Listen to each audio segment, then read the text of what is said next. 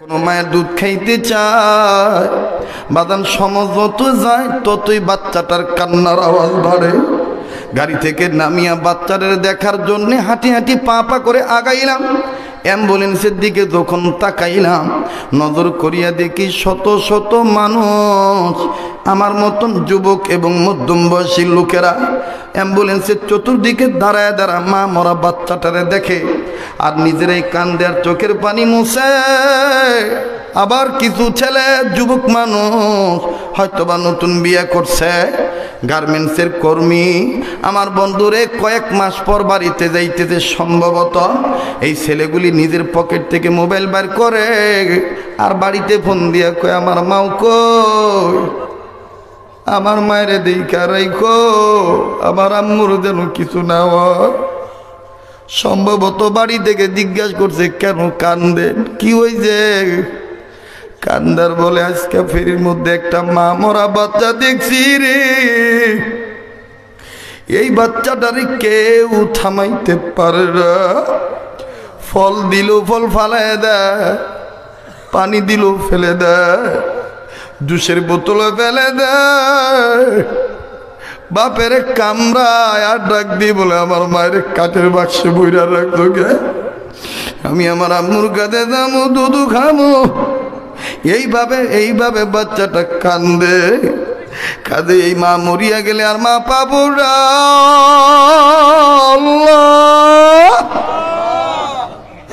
বাজান রে, এই মা কার দুনিয়ায় নাই। আমার ভাইরে, আমি আগাইলাম পরিচিত ফেসবুক হওয়ার কারণে লোকগুলি আমারে কাছে যাইতে সহযোগিতা করল। আমি কাছে যাইয়া বাচ্চাটারে দেখি, নজর করিয়া দেখি বাপের কোলে বসিয়া বসিয়া কান্দে, আর বাপটা আমার বন্ধুরে নির্বাক হইয়া ডেলান দিয়া কান্দে। এই বাচ্চার কান্না শুনতে শুনতেই ও বাদান পাশে থেকে আরো দুইটা মেয়ের কান্না। ওই অ্যাম্বুলেন্সের একই অ্যাম্বুলেন্সের ভিতরে এরা হলো 3 ভাই বোন, পিটাপিটি ছোট ছোট ছেলে মেয়ে। দেখেন মেয়েগুলি আরো করুণভাবে কান্দার বলে মায়ের লাশের বাক্স না রে, আর ডাক দিয়ে বলে মা গো, মা মরিয়া গেলে কি মেয়েদের সাথে কথা বলতে পারে না? ও আম্মু, তুমি কালকে যে ঘুমাইলা, আমাদের চুল এলোমেলো, তুমি না মানুষের বাড়িতে এলোমেলো চুল নিয়ে গেলে পাগলি বলে পিট্টি দাও। আম্মু গো, আব্বু দাদু বাড়িতে নিয়ে যাইতেছে, পাগলি হয়ে যাব, তুমি কি আর চুল বেঁধে দিবে না? ভাইয়া কি আর দুধু খাবে না? বাজান, এই 3টা বাচ্চার কান্না শুনিয়া নিজেরাও ঠিক থাকতে পারতেছি না। বাপ চিৎকার দিয়া বলে আল্লাহ, আমারে কোন পরীক্ষায় ফালাই রে? এই মা মরা 3টা বাচ্চা নিয়ে কার কাছে যায়? কেমনে বুঝাই এদের মা নাই, কেমনে বুঝাইব এদের মা নাই? আবার যখন এই লোকটা কান্দার বলে রে বাবা তোর মা নাই, মরিয়া গেছে, বাচ্চাটাকে আমি আম্মুর কাছে যাবই যাবো, দুধু খাবো। ডাক দিয়ে বলে তোর মা নাই, মরিয়া গেছে, আর কোনোদিন তোরে দুধু দিবে না। এই কথা বলা মাত্রই বাচ্চাটার মুখে কয়েকটা দাঁত দেখতে পাইলাম, কসমস করিয়া বাপের কামড় দিয়া ধরছে। এত দূরে কামড় দিল বাবারে, বাদানের চেহারাটা কালো হইয়া গেল। আমার বন্ধুরে নজর করিয়া দেখি জায়গায় জায়গায় খামসির দাগ। আমার ভাইরে, ছেলেটা বাপের নাক মুখের মধ্যে আঙ্গুল ঢুকায় চারা দিছে। এই চারা দেওয়ার ফলে নাক ফেটে রক্ত পড়তেছে।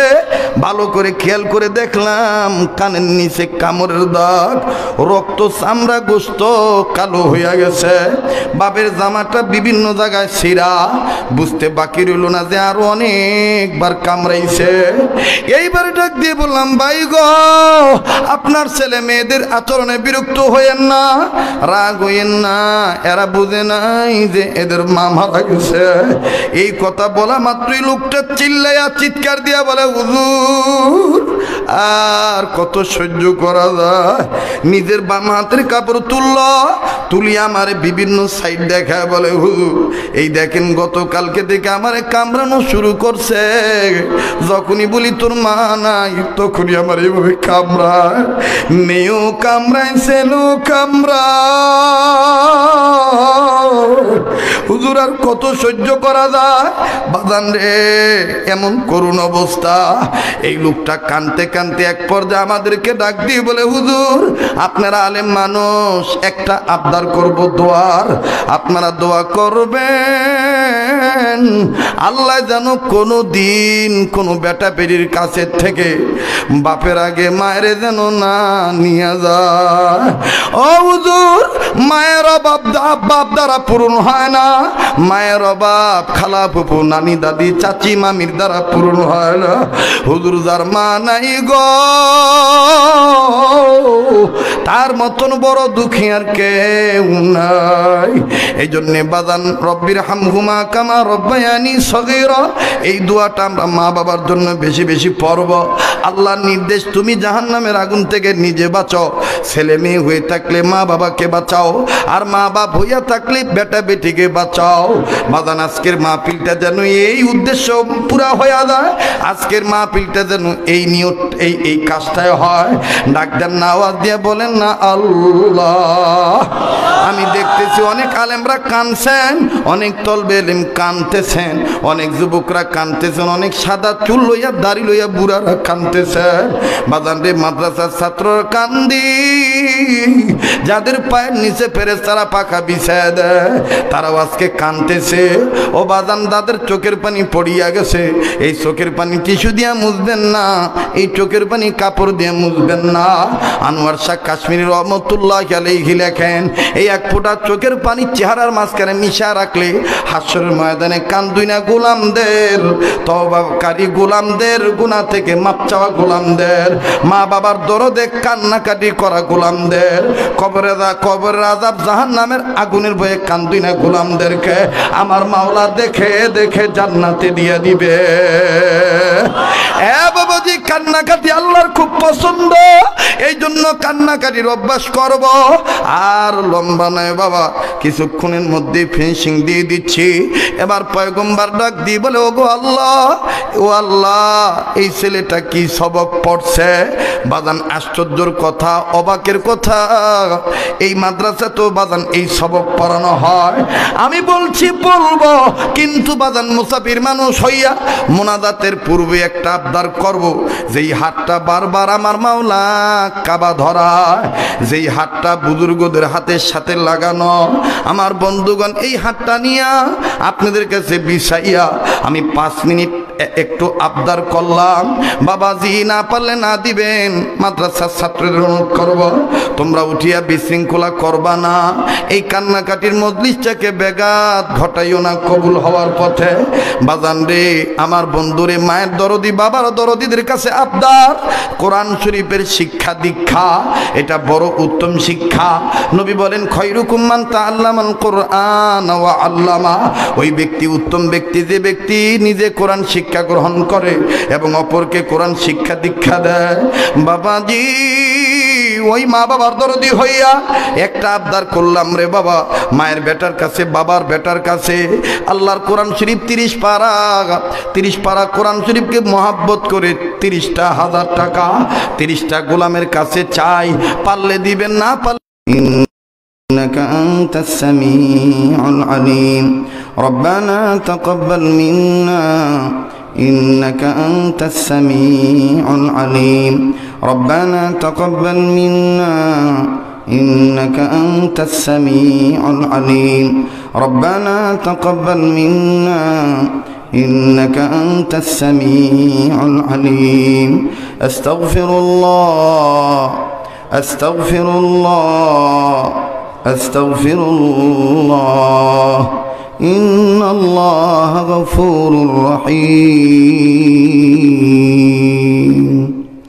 শ্রদ্ধেয় সভাপতি, আমন্ত্রিত যোগ্য বুজুর্গ হযরত উলামা ইকরাম, সর্বস্তরের সম্মানিত সুধী, পর্দার অন্তরালে পরম শ্রদ্ধেয়া সম্মানিতা মা ও বোন, উপস্থিত আছেন জাতির শ্রেষ্ঠ সন্তান আইম্মায়ে মাসাজিদগণ, আইম্মায়ে মাদারিসগণ, হযরত উলামা ইকরামগণ, বিভিন্ন মাদারিস থেকে আগত মেরে লখতে জিগার তলাবায় আজিজ, পাশাপাশি স্কুল কলেজ ভার্সিটিতে অধ্যয়নরত ইয়ং জেনারেশন যুবক বন্ধুরা, ছাত্র ভাইয়েরা, প্রত্যন্ত অঞ্চলের অত্যন্ত বয়োজ্যেষ্ঠ পিতৃতুল্য মুরব্বী বাবারা ও বড় ভাইরা, আল্লাহ জাল্লা শানুহুর দরবারে শুকরিয়া আদায় করি যে মহান মালিক আমাকে আপনাকে চৌবাড়ি কাসিমুল উলুম কওমি কবরস্থান মাদ্রাসার আয়োজনে আয়োজিত 40তম বার্ষিক আজিমুশান ওয়াজ ও দুয়ার মাহফিলে দাওয়াত ও তবলিগের নিসবতে হক্কানি রব্বানি উলামায়ে কেরামদের নেক সোহবতে আল্লাহ ও আল্লাহ রসুলের মোহাব্বতে বেহেশতের বাগানে উম্মতের আলেমদের মজমায় অত্র মাদ্রাসা নামক দ্বীনি বাগান থেকে ফুটন্ত গোলাপের মাথায়, গোলাপদের মাথায় নূরের তাজ, দামি বরকতি পাগড়ি দিস্তারে ফজিলত প্রদান উপলক্ষে এই বরকতি মজমায় যে আল্লাহ আসার বসার তৌফিক দান করেছেন, সেই মালিকের দরবারে দিল থেকে জবান খুলে মুখ ভরে বুক ভরে ভক্তি ভরে শ্রদ্ধা করে গোলামের পরিচয় দিয়ে আবারও বলি আলহামদুলিল্লাহ। দারুল উলুম দেওবন্দ মাদ্রাসার যে কয়জন বাণী ছিলেন, তন্মধ্যে আমাদের আকাবিরদের আকাবির হযরত হাকিমুল উম্মত থানবী রহমতুল্লাহি আলাইহির আজাল্লা খলিফা হাকিমুল ইসলাম কারি তৈয়ব সাহেব রহমতুল্লাহি আলাইহি হযরত তার কিতাবের মধ্যে লেখেন, আল্লাহ পাক যেই বান্দাদেরকে আলহামদুলিল্লাহ বলার তৌফিক দিয়ে থাকেন, এই বান্দাদের উচিত বেশি বেশি করে আলহামদুলিল্লাহ বলা। তো যেহেতু আল্লাহ আমাকে আপনাকে আলহামদুলিল্লাহ বলার তৌফিক দিয়েছেন, এজন্য আমরা দিল থেকে আবারও বলি আলহামদুলিল্লাহ। অপরদিকে আরেক বুজুর্গ কিতাবের মধ্যে লেখেন, যার নামের পরিচিতি এই রকম ছিল আছে, আমিরুল ওয়াক্ত কুতুবুল আলম হাকিমুল উম্মত আশরাফ আলী থানবী রহমতুল্লাহি আলাইহির আজাল্লা খলিফা, যার সম্বন্ধে বাংলাদেশের বিশিষ্ট বুজুর্গানে দিনগণ বলে থাকেন যে सारे बांग्ला के लिए मोहम्मदुल्लाह हाफिज जी नहीं, सारे बांग्ला के लिए मोहम्मदुल्लाह हाफिज जी अशरफ आली थानोबी की नमूना है।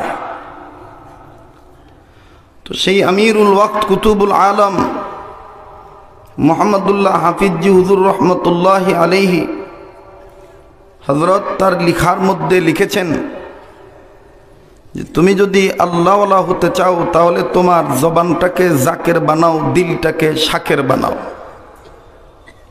জিব্বাকে জিকিরকারী বানাও, দিলকে শুকরিয়া আদায়কারী বানাও। আফসোস আমি আজকে আমার জিব্বাটাকে গীবতকারী বানাইছি, আফসোস আমি আমার অন্তরটাকে আজকে অহংকারী বানাইছি। অথচ আমাদের পূর্বপুরুষদের ইতিহাস খুললে পাওয়া যায় হযরত মুহাম্মদুল্লাহ হাফিজ হুজুর এত বেশি জিকির করতেন, উনি ঘুমাইতেন, চোখ বন্ধ থাকতো, কিন্তু জবান থেকে আওয়াজ বের হইতো আল্লাহ আল্লাহ আল্লাহ আল্লাহ।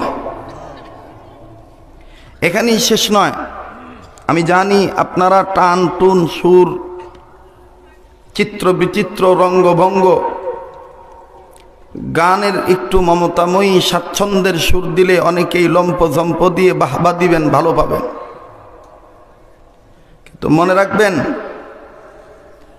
আমার এখানে আসার উদ্দেশ্য কি, আপনার এখানে আসার উদ্দেশ্য কি, এই মাকসাদ কি মাকসাদ, এইটা ঠিক রাখতে হবে। দুনিয়ার জীবন, হায়াতের জীবন, হায়াত আমাদের একেবারেই সীমিত। হাকিমুল উম্মত মুজাদ্দিদুল মিল্লাত মাওলানা আশরাফ আলী থানবী রহমতুল্লাহি আলাইহির আরেকজন খলিফা, যিনি তাফসিরে মারিফুল কোরআনের মুসান্নিফ, যার সুযোগ্য সন্তান কিছুদিন আগে বড় সাহেবজাদা ইন্তেকাল করেছেন, হযরত মুফতি রফি ওসমানী রহমতুল্লাহি আলাইহি। এই মুফতি মুহাম্মদ শফি রহমতুল্লাহি আলাইহি কিতাবের মধ্যে লেখেন যে তিনটি কথা মানুষ যদি আদম সন্তান মনে রাখে, ইয়াদে রাখে, বিশেষ করে উম্মতে মুহাম্মাদিগণ, তাহলে এই উম্মতরা গুনাহ করার সাহস পাবে না, আল্লাহকে ভুলতে পারবে না। সেই তিনটি কথা কি কথা? এক নাম্বার, হায়াত সীমিত। বলেন হায়াত। আপনারা কি আমার কথায় অসন্তুষ্ট হচ্ছেন? সুর তো শুনলেনি, ফরাদুজ্জামান মাহাদির কণ্ঠের এত সুর, একেবারে ঘুম না চাইলেও ঘুমাইতে মন চায়। আর এটা এক এক বক্তার, এক এক দায়ীদের এক একটা সিফাত। কারো চেহারা দেখলে ভাল লাগে, কারো গলা শুনলে ভাল লাগে, কারো আঙ্গুল উঁচু করা দেখলেও ভাল লাগে। কথা বলেন ঠিক কিনা? কি বলো তুমি বাবা? আচ্ছা, মাশাআল্লাহ। আমার সব কিছু ভালো লাগে। এই ভালো লাগাটা যেন আল্লাহ এবং আল্লাহ রসুলের জন্যেই হয়। আল্লাহ কবুল করেন। আপনারা ঘাবড়াবেন না, আমি আস্তে ধীরে আলোচনা শুরু করি, শুনতে থাকেন এখলাস নিয়ে, আমলের নিয়তে। আল্লাহ কবুল করেন। আল্লাহ আমাদের সবাইকে এখলাস ওয়ালা হিসেবে কবুল করেন।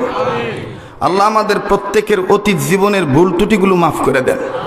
দেখেন, আমি গত পরশুদিন অবাক হয়ে গেছি, আমাদের বড়রা নিজেকে কত ছোট ভাবতেন। আমি এর আগে শুনি নাই, যদিও হযরত আমার শায়খ মুর্শিদ ছিলেন। একটা বয়ানের মধ্যে দেখলাম পাশে চরমনায় পীর সাহেব বসা, মুফতি মিজান সাহেব বসা, আর অনেক বড় বড় বুজুর্গ, কিশোরগঞ্জের আজারি আনোয়ার শাহ, মুফতি নূর হোসেন কাসমি, সবাই। হজরত বলতেছেন, অথচ হজরত ওইখানে প্রধান চিফ গেস্ট, সভাপতি। হঠাৎ হজরত বলতেছেন, আমার শায়েখ বলতেছেন, আমি মৌলবী আহমদ শফি নালায়েক নাচিস, আমার কোনো এলেম নাই, আমার কোনো আমলও নাই, আমার কোনো আখলাকও নাই। এখানে আপনাদের সম্মুখ পানে যত আলেম এসেছেন বসেছেন, সবাই বাংলাদেশের প্রথম কাতারের আলেম, আমি কিছুই না। চিন্তা করছেন আমাদের বড়রা কত নিজেকে ছোট করে চলতে, আর আমরা একটু বক্তা হয়ে গেলে, নামি দামি হয়ে গেলে, আমি আমার কথা বলছি, অনেকে সালাম দিলে সালামের উত্তরই দিতে চাই না, ঠিক না? এই জন্য এই আনানিয়াত মাটি হয়ে যাবে। হযরত থানভী রহমতুল্লাহ লেখেন যে তুমি নিজেকে মিটায় দাও। তুমি কি করো? নিজেরে কি করো ভাই? মিটায় দাও, মাটি হয়ে যাও। হাকিমুল ইসলাম কারি তৈয়ব সাহেব রহমতুল্লাহ আলাইহি খুব ভালো বক্তা ছিলেন, কণ্ঠ ভালো ছিল, তেলাওয়াত চমৎকার করতেন। তো হযরতের ভিতরে একদিন ভিতরে ভিতরে নিজের মন নিজেরই কইতেছে, এই তৈয়ব, তুমি তো খুব বড় বক্তা, তোমার ওয়াজে তো অনেক লোক হয়,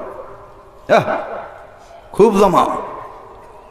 তা প্রায় প্রায় হুজুরের খালিটা খোসায়, ভিতরে একটা শয়তান আছে না, কথা কয় না। আপনার কি আমার কথা বোঝেন না নাকি? বুঝেন আছে না শয়তান? এটা হলো নফস শয়তান। এটা কি শয়তান? নফস শয়তান। তো ওদের তো তুমি তো খুবই ভালো ওয়াজ করো। হযরত বুঝতে পারলেন যে এটা আমার বিমার, এটা একটা রোগ। হযরত আশরাফ আলী থানভী রহমতুল্লাহর কাছে চিঠি লিখলেন, হযরত এই রোগ থেকে শুনতেছেন কি আপনারা? হযরত চিঠির মধ্যে লিখছে, হযরত এই রোগের চিকিৎসা কি, এলাজ কি আহায়, ঔষধটা কি? হযরত বলতেছেন, তুমি যে অবস্থায় আছো ওই অবস্থায় একজনকে জিম্মাদারি দিয়া, নায়েব সাহেবের কাছে জিম্মা দিয়া তুমি আমার খানকায় আসো, তোমার চিকিৎসার ঔষধ আমি দিতেছি, রোগের ওষুধ দিতেছি। তো হযরত শায়েখের নির্দেশে একেবারে গাঠটি বস্তা বাইন্দা গেছে হযরত গেছে। যাওয়ার পর হযরত বলতেছে, ভাই তুমি জানি কি বলছিলা? বলে এই বলছিলাম। হযরত আমার ভিতরে খালি পাম দেয়, আমি নাকি বড় হয়ে গেছি। তো এটার ওষুধ কি? তো হযরত বলতেছেন এইটার ওষুধ আছে। কি ওষুধ? বলে এই থানা ভবন মসজিদে 5 ওয়াক্ত নামাজে যত মুসল্লি নামাজ পড়তে ঢুকবে, জুতা খুলে বাইরে রেখে যাবে, তুমি দাঁড়াইবা, পিছনে দাঁড়ায় প্রত্যেকের জুতা সোজা করে দিবা। এইটা হলো ওষুধ। তা হাকিমুল ইসলাম সাহেব উনি জুতা সোজা করে দেয়, কিন্তু যেই জুতা একটু নোংরা, কাদো বেশি, ওই জুতা ধরে না। তো থানবী রহমতুল্লাহ আবার গোয়েন্দা পাঠাইছে, দেখতো কামটা ঠিক মতন করে কিনা। যেমন আমরা বিভিন্ন খানকায় চিল্লা লাগাইলে আমাদের অনেক বুজুর্গরা পায়খানা ধোয়ানোর দায়িত্ব দেয়। তা আমি তো আসলে ভালো মতন মার্কেটের আইডিয়া গরু বড় হওয়ার পরে না, তারপরে না বলদ হওয়ার জন্যে বুজুর্গদের নির্দেশে নিজের মাটি করার জন্য গেছি। সারা দুনিয়ার সব বক্তা কারো কাছে যায় কোনো কিছু পপুলারিটি অর্জন করার জন্যে, কিন্তু আল্লাহ আমাকে এতটুকু বলতে পারি লা ফখর না। এটা আপনারাও জানেন, অনেক ওলামা ইকরাম জানেন। 26 বছর চলতেছে আমার বক্তৃতার বয়স। তো দুমসে আমার মার্কেট ছিল কমপক্ষে 16-17 বছর, কাউকে মানতাম না, একবার নিজে নিজেই চলতাম।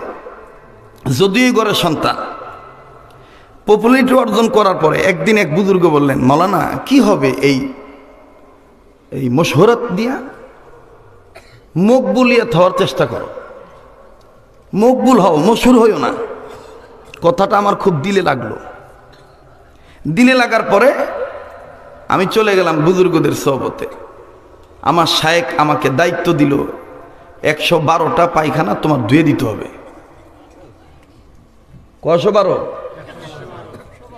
আর তৎকালীন সময় আমার একটা দামি মোবাইল ছিল 1,18,000 টাকা। তো মোবাইল ট্যাঙ্গরে রাখতাম। ট্যাঙ্গর বুঝেন তো আপনাদের আঞ্চলিকতায় কয় বাবু কোষা, তাই না? অনেকে কয় কোষা। এই কোষার মধ্যে মোবাইল এইভাবে রাইখা, মানে গেন্দির নিচে দিয়ে এইভাবে বাঁধা দিয়ে পরিষ্কার করতেছি। মোবাইলটা আমার পড়ে গেছে, ওই বুঝেন তো কোন জায়গায় পড়ছে। একে তো আমি এত বড় একটা বক্তা,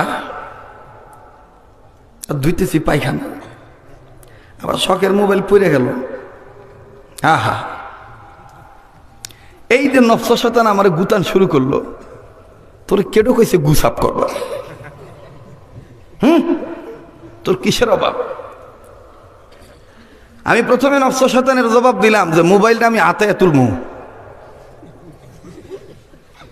মোবাইলটা আমি আপনার আঞ্চলিকতাকে আইতা তুলমু, তাই নাকি? আতায়া তুলমু মানে নিজের হাত দিয়ে তুলমু, বাস মোবাইল তুললাম। মোবাইল তোলার পরে বুঝুনি তো কি মাখন টাখন, একবার এগুলা ধুইলাম।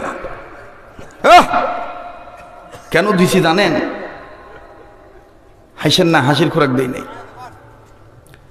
আমার এক শায়েখ ছিলেন শেখুল হাদিস আল্লামা আব্দুল হাই পাহাড়পুরি রহমতুল্লাহ আলাইহি, হাফিজি হুজুরের জামাতা। উনি ছোটদের হাফিজির কিতাব নামক একটা কিতাবের মধ্যে উল্লেখ করেন যে হাফিজি তো ওই ব্যক্তি ছিলেন। কোন ব্যক্তি? এই হাফিজির সম্বন্ধে হযরত আব্দুল হাই পাহাড়পুরি বলতেন যে হাফিজি রহমতুল্লাহ আলাইহি বাংলাদেশের জন্য আনোয়ার শাহ কাশ্মীরি ছিলেন। আর সিরাজগঞ্জের আলেম যারা আছেন তারা জানেন যে আমাদের আন্তর্জাতিক সম্মেলনে, সিরাজগঞ্জ জেলা আন্তর্জাতিক মহাসম্মেলনে পাকিস্তান থেকে একজন বুজুর্গ আসতেন, সৈয়দ আব্দুল মজিদ নদীম রহমতুল্লাহ আলাইহি। হযরত উর্দুতে সুর দিয়ে কথা বলতেন। আমি তখন ছোট, নিজ কানে শুনেছি হযরত হাফিজির কথা বলতে, যে সুর দিয়ে উর্দুতে বলতেন, ये बंगाली आदमी मैं क्या बात कहती कि मेरे बात खूब ख्याल कर सुन,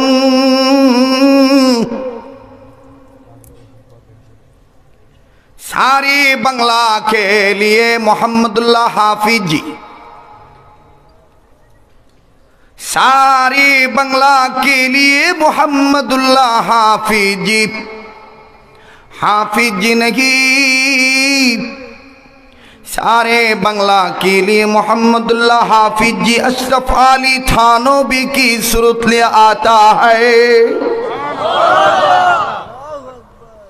আমি তখন শুনে মুখস্থ করে রাখছি, এখন যখন সুলুকের লাইনে গেছি, আরে হাফিজ জি আশরাফ আলী থানভী সুরত মানে কষ্ট হইতেছে আপনাদের? কোনো কষ্ট নাই, ওয়াজ আছে, আমি আছি, শোনেন ইনশাআল্লাহ।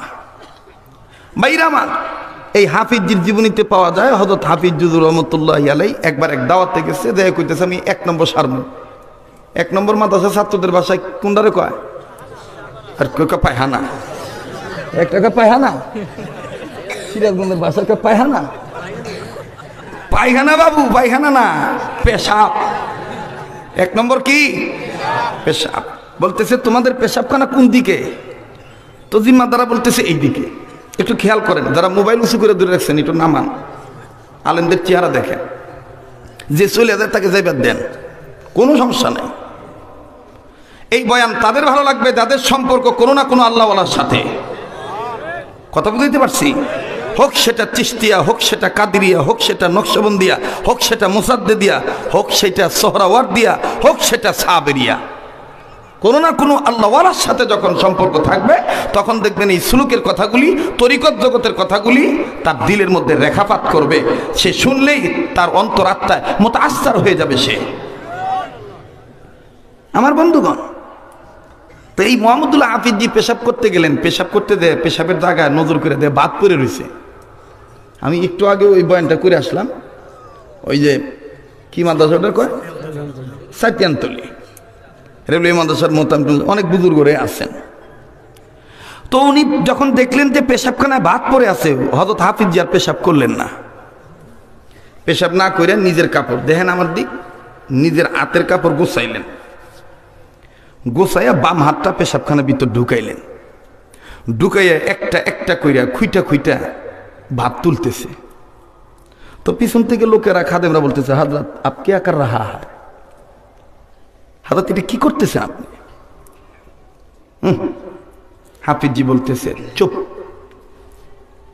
হাফিজজি সবাইকে চুপ করে দিয়ে বসাইয়া সব ভাত একটা একটা করে খুইটা তুলছে, তুইলা 14 বার ধুইছে।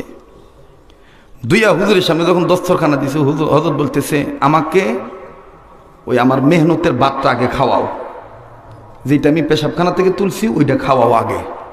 হুজুর সবার সামনে ওইটা খাইয়া ফেলাইলেন। আর আফসোস, আমাদের বাংলাদেশে ইল্লা মাশাআল্লাহ, সব মাদ্রাসার কথা বলছি না, নিজের চোখে দেখেছি যে বিভিন্ন মসজিদের ওযুখানার ড্রেনে, মাদ্রাসার গোসলখানার ড্রেনে, পেশাবখানার ড্রেনে ভাত পড়ে থাকতে, ওই ভাতের মধ্যে কপ ফালায়, কাশ ফালায়, ওই ভাত পায়খানার সাথে মিল করে ফালায় দেয়। আহা ভাই, হাফিজজিকে বলা হলো হযরত আপনি এটা কি খাইলেন? হাফিজজি বলতেছেন क्यों के लिए भाई ये सवाल कर रहा है, ये सवाल करे কেন আপনি প্রশ্ন করলেন? এটা দানা আপনাদের পাতিলে যেটা আছে ওই ভাত যে আমার খাইবেন, ওইটা কি দানা না? ওইটাও দানা, এটাও দানা। তো দো দানার খালেক তো এক রব্বানা, দো দানার খালেক এক রব্বানা। একটু দিলের কান লাগে শোনেন, হায়াত একেবারে সীমিত। কার পিছনে মালাকুল মউত দাঁড়ায় আছে কারো জানা নাই। এটাই জীবনের শেষ বয়ান হইতে পারে এরকম, ঠিক কিনা? এই হাফিজজি ভাত খেয়ে ফেললেন। আর 1 মিনিটে বলি, এই হাফিজজি কোন হাফিজজি? আল্লাহু আকবার। হযরতের কণ্ঠ খুব সুন্দর ছিল, খুব সুন্দর তেলাওয়াত করতে পারতেন। তো থানা ভবনে গেছে, থানা ভবনে যাওয়ার পরে বাংলাদেশের লোকেরা বলছে, থানবীকে বলছেন যে মোহাম্মদুল্লাহ হাফিজজির কণ্ঠ খুব সুন্দর, কোরআন তেলাওয়াত খুব ভালো, উনি যদি একটু নামাজ পড়াইতো তাহলে আমাদের দিলটা খুশি হয়ে যেত। থানবী চিন্তা করে দেখলেন ওলামায়ে কেরামরা বলতেছে যখন, তা দেই সামনে। তো সামনে দিছে, নামাজ পড়াইছে। নামাজ পড়ানোর পরে থানবী রহমতুল্লাহ নামাজের শেষে বললেন, হাফিজজিকে বলে দাও জীবনে যাতে আর ইমামতি জায়গা না দাঁড়ায় থানা ভবনে, একবারে সবার পিছনে দাঁড়াবে। আর নামাজ শেষ হওয়ার পরে, ইমাম সাহেব নামাজ শেষ করার পরেই সামনের কাতার আইসা পিছন দিকে পাবলিকের দিকে মুখ ফিরে, অর্থাৎ পশ্চিম দিকে এইভাবে দাঁড়াইয়া পূর্ব দিকে মুখ করিয়া বুকে হাত দিয়া, হাত উঁচা করিয়া বলতে হবে যে ভাই আমার জন্য দোয়া করেন, আমার ভিতরে কিবির আছে, আমার ভিতরে অহংকার আছে, আল্লাহ যেন আমার মাফ করে দেয়, আর আমি এই দরবার থেকে যেন ইসলাম হয়ে যেতে পারি, এই কথাটা বলতে হবে তার। হাফিজজি চিন্তা করে দেখলো যে কি কিবির করলাম আমি। হযরত আমার এই সবকটা দিল, শুনতেছেন কি আপনারা? শোনেন। তো হাফিজ জুদুর রহমতুল্লাহ আলাই সালাম ফিরানোর, ওই ইমাম সাহেব সালাম ফিরানোর পরের ওক্তে হাফিজজি পিছন দিকে সামনে আইসা পিছন দিকে মুখ করে কইতেছে, আমার ভিতরে কিবির আছে, দোয়া করেন আল্লাহ যেন আমার কিবির মুক্ত জীবন দান করে, আমি যেন ইসলাম হইতে পারি। সুবহানাল্লাহ বলেন, আরো জোরে কোন সুবহানাল্লাহ। বর্তমান জামানায় কোনো মাদ্রাসার মুতামিম, কোনো বুজুর্গ যদি মাদ্রাসার কোনো শিক্ষকের কোনো ত্রুটি দেখে, মন খারাপ দেখে যদি ভাই আপনার ইসলাহ দরকার, আপনি একটু সবার সামনে বলেন যে আমি আর এই অপরাধ করবো না, উনি কব যে হুজুর বাল্লা লাগলে আমার জব দিয়ে দেন, মাদ্রাসা বহুত আছে। এটার উত্তরে উনি বুঝায় যে উনি মুরব্বী, ওনার মুরব্বী দরকার নাই। আর আজকে আমাদের জামানায় এই মোবাইলটা বাহির এত যন্ত্রণা হয়েছে, পরে মিজান জামাতে, অথচ শাইখুল হাদিসের ব্যাপারে ফেসবুকে লেখালেখি করে, কথা কয় না। যারা কথা বলবে না তারা সম্ভবত ওই গ্রুপের লোক। নাক দিয়ে টিপ দিলে দুধ বাইর হয়। সে যাত্রাবাড়ির মানে শায়েকের ব্যাপারে কলম ধরে, মিজানুর রহমান সাইদ সাহেবের ব্যাপারে কলম ধরে, সরমনা পীর সাহেবের ব্যাপারে কলম ধরে, জুনাদ বাবু নগরীর ব্যাপারে কলম ধরে, শাইখুল হাদিস সাহেবের ব্যাপারে কলম ধরে, কথা কয় না। কেন ধরে? ও মনে করে যে আমি তো মুরব্বী, কথা কয় না। কষ্ট হইতেছে আপনাদের? বেজার হইতেছেন? আমার দিল বলতেছে আজকের মাহফিলে দোয়া কবুল হয়ে যাবে। কেন? আমি আমার চোখ দিয়ে শুধু নূর আর নূর দেখতে পাচ্ছি।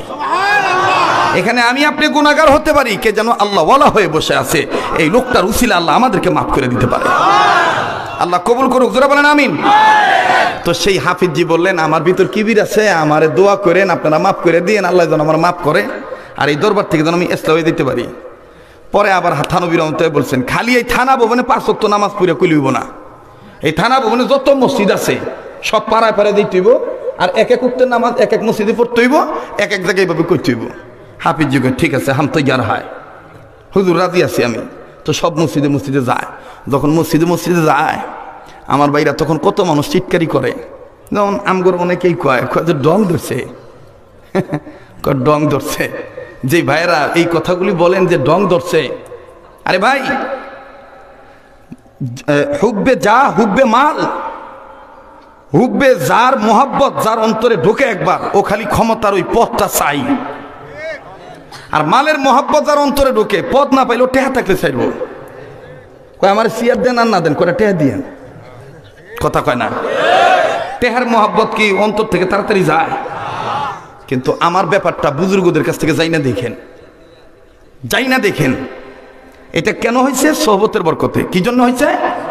সোহবতের বরকতে। এই জন্য বলতে চাই বাজান, আপনি ধান কাটেন, রিক্সা চালান, যাই করেন, মাদ্রাসায় পড়েন বা পড়ান, একজন বুজুর্গের সোহবতে আসেন, আল্লাহকে পেয়ে যাবেন। মান আরাফা নাফসাহু ফাকাদ আরাফা রাব্বাহু, যে নিজের চিনলো সে আল্লাহরে চিনলো। আর নিজেকে চিনা কখনো নিজে নিজে চিনা যায় না, একজন নিজেকে চিনলেওয়ালা ব্যক্তির সান্নিধ্যে যাইতে হয়।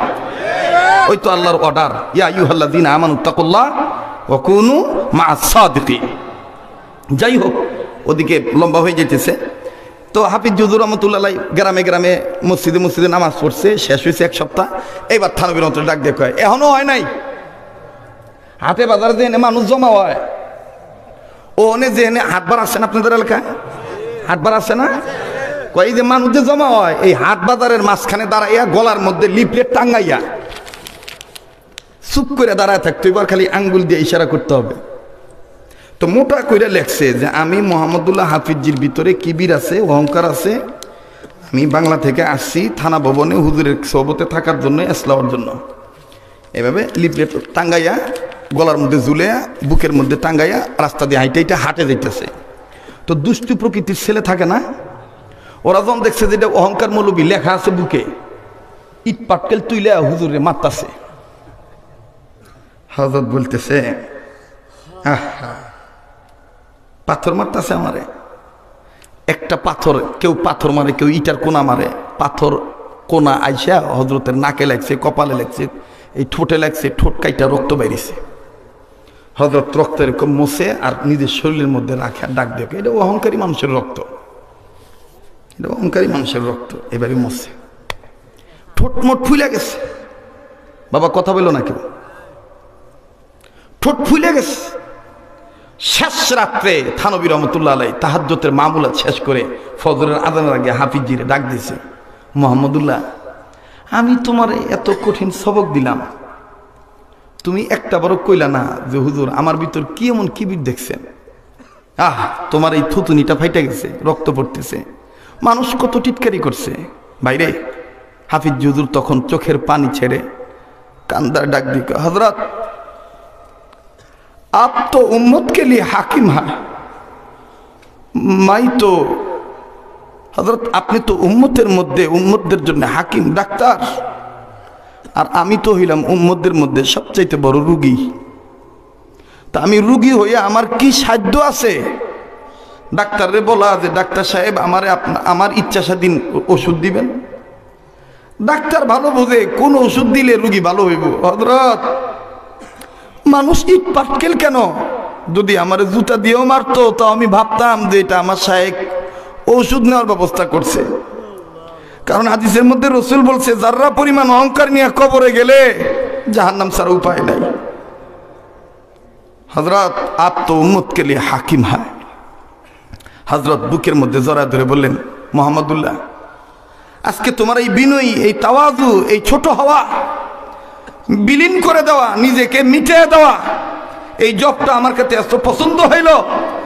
আমি আমার শায়েখ ও মুর্শিদ হাজী আমদাদুল্লাহ মাহাদের মক্কি রহমাতুল্লাহি আলাইহির সহবত প্রাপ্ত হয়ে আমি তোমাকে বলছি, মুহাম্মদুল্লাহ, কিয়ামত পর্যন্ত তুমি মুহাম্মদুল্লাহ মানুষের অন্তরে জায়গা নিয়ে বসবাস করে থাকবা। ভাই, সেই মুহাম্মদুল্লাহ হাফিজ হুজুর রহমাতুল্লাহি আলাইহি বলেন, তুমি যদি আল্লাহওয়ালা হতে চাও তাহলে জবানকে জাকের বানাও, দিলকে শাকের বানাও। কথাটা মনে আছে? জবানকে কি বানাও? জাকের বানাও, আর দিলকে শাকের বানাও। আসেন না দিলই শুকরিয়া আদায় করার জন্যে আবারও বলি আলহামদুলিল্লাহ। এবার একটু দুই হাত তোলেন তো ভাই, সবাই হাত তোলেন তো, মাশাআল্লাহ। মোট করে ধরেন, সারেন, ধরেন, সারেন, ধরেন, সারেন। একটু শাপলা ফুলের মতন সরান, বীজের বাগানটা সাজান, একটু ডাইন বাম নাড়া সারা দেন জোরে, ঘুম ভেঙে যাবে। এটা একটা কৌশল, যে জোরে নাড়েন। এবার মুজাহিদের মতন আওয়াজ দিয়ে কোন আল্লাহু আকবার, আবার কোন আল্লাহু আকবার। হাত নামান। ঘন্টাখানিক সময় দেওয়া দেবো বাজান, না কমায় দিলে আরো 1.5 ঘন্টা, মানে 45 মিনিট দেওয়া দেবো তো? রাজি আছেন না? আচ্ছা, আল্লাহ কবুল করুক, জোরে কোন আমিন। আল্লাহ আমাদের প্রত্যেকের অতীত জীবনের গুনাহগুলি মাফ করে দেন, বর্তমান জীবনকে সংশোধন করে দেন, ভবিষ্যৎকে আলোকিত করে দেন। আল্লাহ আপনি আমাদেরকে জাহান্নাম থেকে মুক্তি দিয়ে দেন। আল্লাহ আপনি আমাদেরকে জান্নাতুল ফিরদৌসের অধিকারী বানিয়ে দেন। আল্লাহ আপনি আমাদেরকে দয়া মায়া করে হেদায়েত নসিব করেন। আল্লাহ আমাদের যত আকাবির আসলাফ বুজুর্গরা ইন্তেকাল করেছেন, বিশেষ করে শেখুল ইসলাম আহমদ শফি রহমতুল্লাহি আলাইহি, আর উত্তরবঙ্গের চেরাক ছিলেন ইউসুফ নিজামী রহমতুল্লাহি আলাইহি, এবং আপনাদের এই অঞ্চলের বড় চেরাক ছিলেন ওই মুহাম্মদুল্লাহ হাফিজির হাতে তৈয়ার করা সন্তান হাফেজ আব্দুল হাকিম শাহ হুজুর রহমতুল্লাহি আলাইহি। মুহাম্মদুল্লাহ হাফিজ হুজুর হাফেজ আব্দুল হাকিম সাহেবের মাথায় টুপি দিয়া কয়, আমারে স্বপ্নের মধ্যে 5 কুলি টুপি পরাই দিছে মুহাম্মদুর রাসূলুল্লাহ সাল্লাল্লাহু আলাইহি সাল্লাম, আমারে টুপি পরাইছে মুহাম্মদুর রাসূলুল্লাহ, আর আমি তুমি আব্দুল হাকিমের মাথায় টুপি পরাই দিলাম আমি মুহাম্মদুল্লাহ। বুঝছেন না? তো সেই আব্দুল হাকিম রহমতুল্লাহি আলাইহি সহ যত বুজুর্গানে দিনগণ ইন্তেকাল করেছেন, আল্লাহ সবাইকে জান্নাতুল ফিরদৌসের উঁচু মাকাম দান করেন। আর যত মুরব্বীরা বেঁচে আছেন, বিশেষ করে আরেকজন মুরব্বী আমাদের ছিলেন শাহপুর মাদ্রাসার, শাহপুর হযরত রহমতুল্লাহি আলাইহি। গত কয়েকদিন আগে আমি গিয়েছিলাম, আমার বন্ধুগণ। তো যাই হোক, ওই হযরতের কবরটাকেও আল্লাহ তাআলা জান্নাতুল ফিরদৌস বানায় দেন। আবার বলেন আমিন। ওনার রেখে যাওয়া আমানত যত বুজুর্গরা আছে, বগুড়া, সিরাজগঞ্জ, টেকনাফ থেকে তেতুলিয়া, রূপসা থেকে পাতুরিয়া, সমস্ত মুরব্বী ওলামাদেরকে বুজুর্গদের হায়াতের মধ্যে আল্লাহ ভরপুর বরকত দান করেন। মুরব্বীদের ছায়াকে আল্লাহ আমাদের জন্য লম্বা করে দেন। আবার বলেন আমিন। সেই সাথে আপনাদের মাদ্রাসার মুহতামিমকে আল্লাহ কবুল করেন। আপনাদের কমিটির গুরুত্বপূর্ণ ব্যক্তিদেরকেও, গ্রামবাসীকে আল্লাহ কবুল করেন। এই অঞ্চলের সমস্ত কবরওয়ালাদের কবর আযাব আল্লাহ মাফ করে দেন। আল্লাহ দয়া মায়া করে এই দোয়াগুলি নবীদের উসিলায় কবুল করে নেন। আবার বলেন আমিন। তো আর লম্বা করতে চাই না। আল্লাহ তাআলা, যদিও আমি ওয়াজ একটা নিয়েছিলাম মনে মনে, সত্যি কথা, আমি গাড়িতে আমার সফর সঙ্গী এবং ড্রাইভারদেরকে বলতেছি আজকে একটা ওয়াজ করবো। আমার মাথায় একটা ওয়াজ আইছে, আমি সুন্দর একটা বয়ান করবো, কিন্তু মঞ্চে উঠা এই অবস্থা দেখে ওইটা নাই। না না না, ওই বিষয় গেছে। শোনেন, ওয়াজ আসে আল্লাহর পক্ষ থেকে। কার পক্ষ থেকে? উম্মতের যেরকম খিদা থাকবে উম্মতের আলেমদের জবান থেকে ওই রকম খাদ্য আল্লাহ বাইর করে দিবে।